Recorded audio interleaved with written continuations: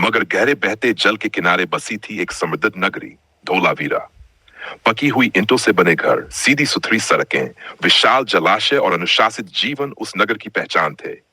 इसी नगर पर शासन करता था राजा आर्यव्रत, हड़प्पा सभ्यता का एक न्यायप्रिय और वीर शासक। राजा आर्यव्रत केवल सिंहासन का स्वामी नहीं था, बल्कि अपने लोगों का रक्षक भी था। वह जानता कि सभ्यता की असली शक्ति हथियारों में नहीं, बल्कि व्यवस्था, परिश्रम और एकता में होती है। फिर भी जब संकट आता तो वही राजा ढाल बनकर खड़ा होता।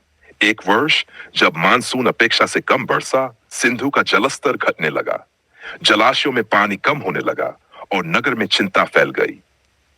इसी बीच पश्चिमी मरुस्थल से आए कुछ लुटेरों ने नगर की समृद्धि देख हमला करने की योजना बनाई। उन्हें लगा कि बिना ऊंची दीवारों के ये नगर आसानी से जीत लिया जाएगा। राजा आर्यव्रत को जब इस खतरे का आभास हुआ तो उसने युद्ध का शोर मचाने के बजाय बुद्धि का मार्ग चुना। उसने नगर के कारीगरों, कृषकों और नाविकों को एकत्र किया। जल निकासी की नालियों को अस्थायी रक्षा मार्ग में बदला गया।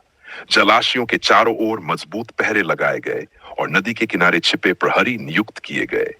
रात के अंधेरे में जब लुटेरे नगर में घुसे तो उन्होंने पाया कि हर रास्ता उन्हें भ्रमित कर रहा है।